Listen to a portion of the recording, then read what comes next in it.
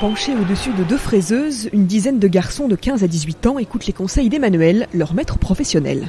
Tous les mouvements qui sont faits sur la machine sont faits par des manivelles et faits à la main. Donc ça leur permet de faire l'apprentissage déjà de tout ce qui est millimètre, dixième, centième de millimètre. Dans quel sens il faut tourner la manivelle pour aller dans tel sens ou dans tel sens. Donc ici, on peut tout faire. On peut percer, on peut faire des carrés, des formes, des oblongs, de toutes les formes on peut faire. Dans cette école, les jeunes apprennent un savoir-faire industriel grâce à une pédagogie concrette. Un cursus à mi-chemin entre l'enseignement et l'entreprise. C'est ce qui plaît à Salah, élève depuis le mois d'octobre. J'ai 15 ans et demi, je suis en usinage, en CAP. Là, j'apprends à faire tourneur-fraiseur. Au début, je pensais pas que ça allait me plaire, mais en vrai, ça va. Qu'est-ce qui te plaît justement? Comment ça se passe un peu ton quotidien ici? Dans notre emploi du temps, le matin, on fait des cours, donc français, etc. Et l'après-midi, on a 3 heures d'atelier. C'est-à-dire que les pièces que vous fabriquez, c'est quoi concrètement? En fait, ça dépend. Là, c'est en commande numérique, c'est des pièces pour des entreprises. Et ça, c'est des pièces pour nous entraîner dans des machines manuelles. Donne-moi ça. Donne, faut voir. Là, il faut monter en B, là, ici, là, tu vois. Là, ici, tu étais en A, donc tu étais dans une grande gamme de rotation. Vas-y, à toi. Qu'est-ce que vous lui avez montré, là? Là, quand il voulait démonter sa fraise, en serrant, il avait sa fraise qui continuait à tourner. Donc, en fin de compte, il fallait simplement mettre en petite vitesse. Et comme ça lui a permis de débloquer la fraise. Tu tiens? Voilà, là, c'est bon. C'est une vocation pour vous, comme ça, de former les jeunes? Ça a toujours été mon métier au niveau usinage, parce que j'ai 35 ans de fraisage derrière moi.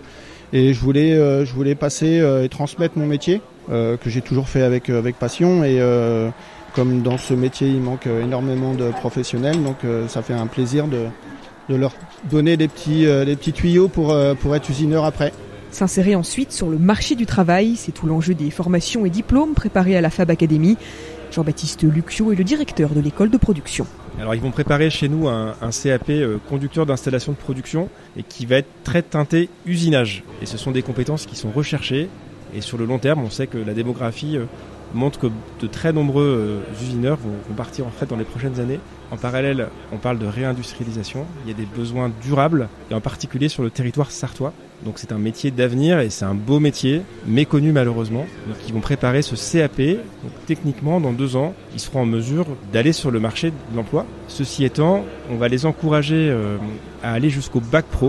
Donc on va au maximum pousser ou les accompagner à poursuivre, avec une 3e année qui se fera dans l'école de production, une année de transition, avant de rejoindre une terminale bac pro, cette fois-ci en statut d'apprenti, à la Fab Academy, donc le CFA de l'industrie. En plus du socle pédagogique, la Fab Academy s'attache à transmettre des valeurs fortes aux jeunes qui suivent ces formations, comme la rigueur, la précision, l'engagement. Parmi les 15 adolescents inscrits cette année, la plupart ont vécu un parcours scolaire difficile, voire chaotique. Patrick Lambert est le président de l'association Usinup Academy. On vient quand même récupérer des jeunes qui n'ont pas trouvé leur voie dans le processus standard d'orientation de l'éducation nationale. Donc on se considère comme la 3e voie pour pouvoir leur offrir un avenir qui puisse leur donner quelque chose de sérieux pour la vie qui les attend. Les formations d'usinage ici, c'est une façon de leur redonner un petit peu le goût du travail? C'est quelque chose qui va être effectivement difficile au début. On est sur des jeunes qui sont un peu des électrons libres.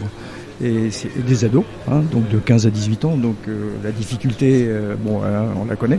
On veut leur apporter une formation qualifiante, et donc pour ça, il faut leur amener aussi une certaine éducation, les aider à devenir de jeunes adultes épanouis et responsables.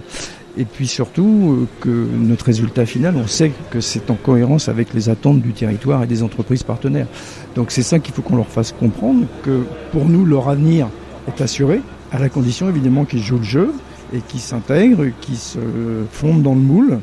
Et c'est ça qui va être notre travail pendant les 2 ans au moins, et puis voire les 3 ans du cursus de l'école de production. Jean-Baptiste Lucchio, c'est un modèle éducatif qui a fait ses preuves ailleurs en France ou pas?